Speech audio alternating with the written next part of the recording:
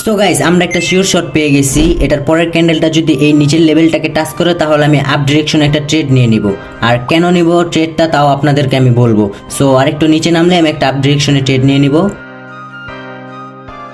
তো আমি আপের জন্য একটা ট্রেড প্লেস করে দিলাম।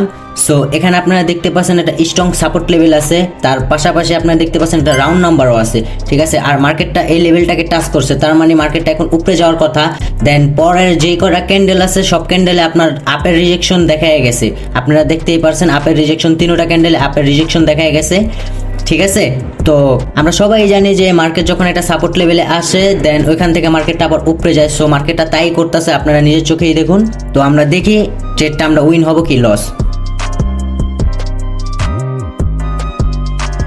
তো গাইস বুম, আমাদের শটটা উইন হয়ে গেল।